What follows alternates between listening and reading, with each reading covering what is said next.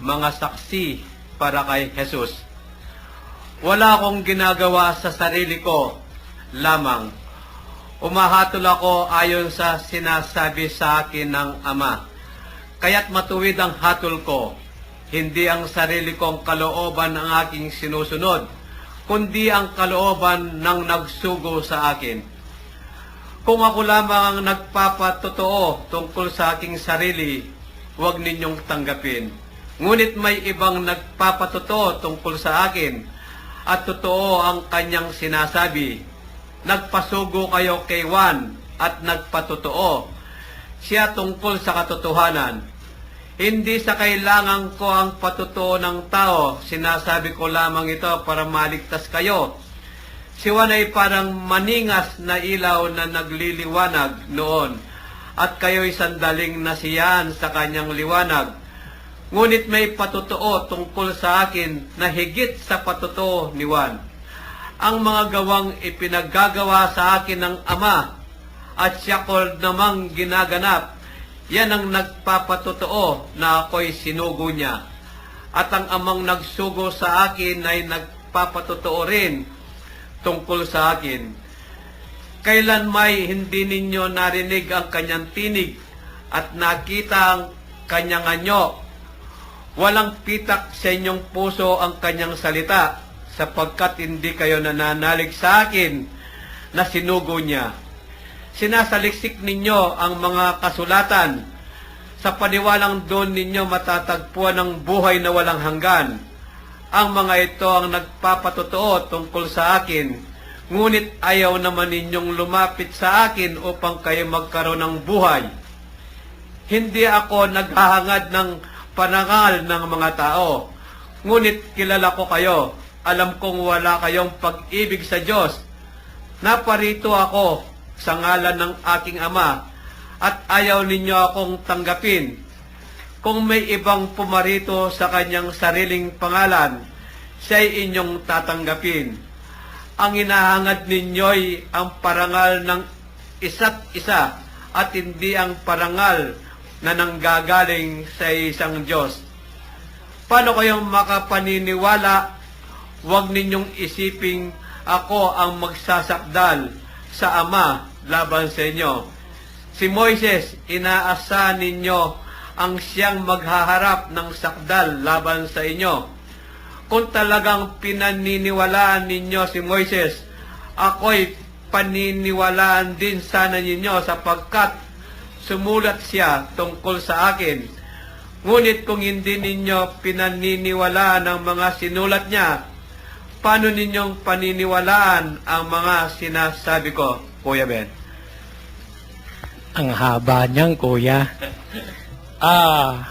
Napakaganda po nito sapagkat ito yung tinatawag nating the testimony.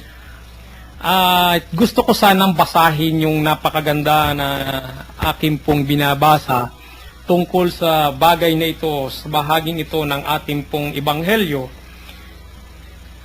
para matagpuan po natin ang landas o ang isang direksyon sa buhay. Kinakailangan po natin maunawaan ang daigdig at ang pagiging nating tao. Dalawa yung, Kuya, ha?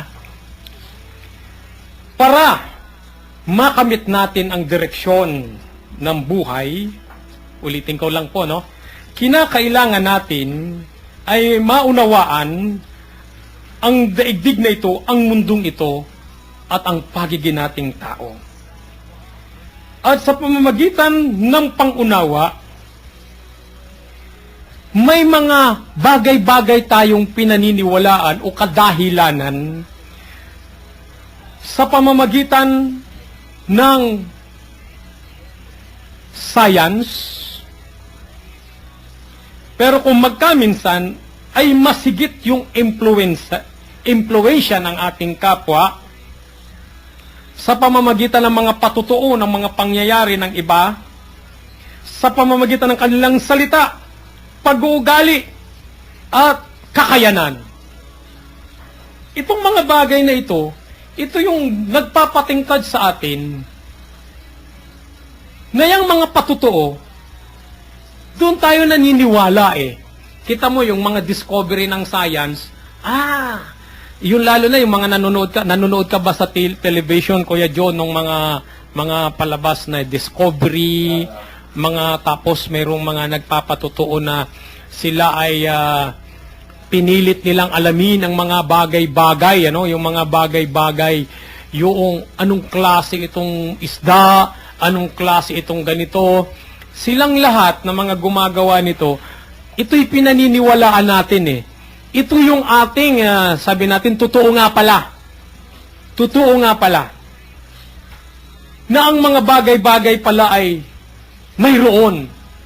Halimbawa, yung sa ilalim ng dagat, alam mo ba yung kasaysayan noong sinasabing lumubog daw na pa sa Pasipiko o Atlantic, gano'n, di ba? Hindi tayo naniniwala doon eh. Pero dinidiscover. At mayroong nagpapatutuo ng mga pangyayari doon sa science. At yung mga tao na nakakabasa nito at nakakarinig, naniniwala. Naniniwala sila. Dito sa ating binasa ngayon, lahat ng patutuo na sinasabi ni Juan, na mula sa ating Panginoong Hesus, mula sa kay Hesus naman, at galing sa Ama, sa lahat ng inutos ng Ama, at inutos naman na ipinakita ni Jesus kay Juan, mahirap paniwalaan ito kung hindi nila nararanasan. Kaya kung magkamisa napakahalaga na magkaroon tayo ng karanasan sa sarili natin upang ating paniwalaan. Pero paano nga naman natin paniniwalaan? Ito'y sa pamamagitan ng ating pong mga ginagawa sa ating kapwa.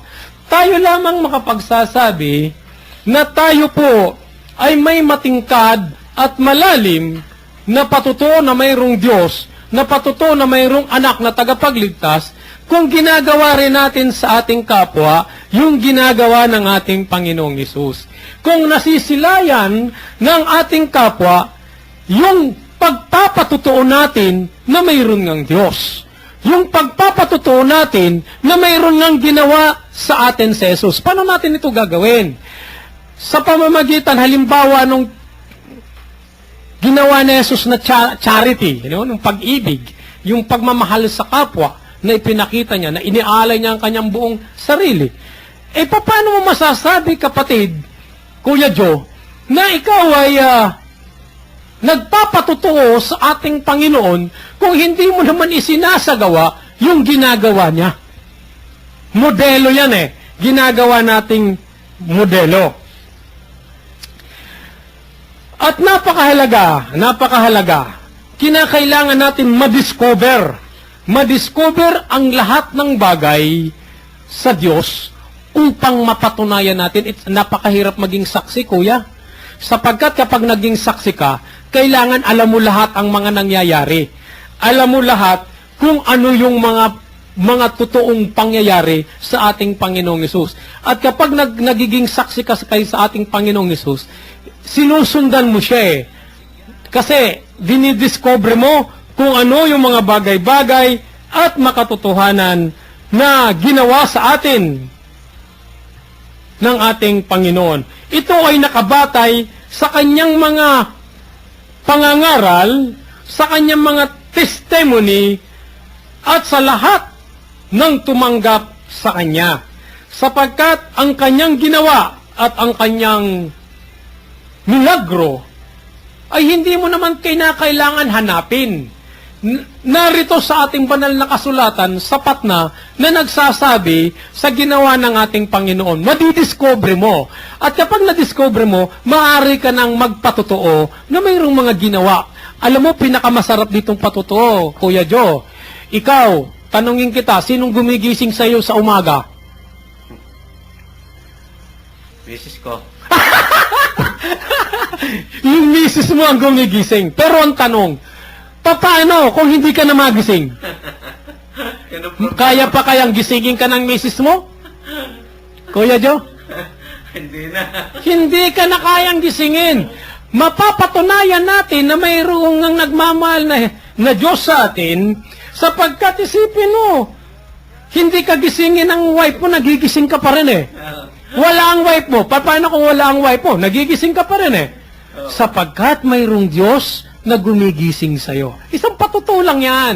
Isang testimony lamang yan para masabi mo na mayroong isang Diyos na nagpapatotoo na sa pamamagitan ng pagpapatotoo ng Ama na pinatutotohanan ng anak, na pinatutotohanan ni Juan sa kanyang mga sulat at pangangaral na mayroong isang Diyos na mapagmahal, na mayroong isang Diyos na dapat nating panampalatayanan, at mayroong isang Diyos na tagapagligtas, na kung ikaw ay mananalig, kung ikaw ay sasama sa Kanya, kung matututo kang magmahal sa Kanya, at patitingkarin mo ang kanyang relasyon mo sa Kanya, makakamit mo ang tunay na buhay na walang hanggan. Amen.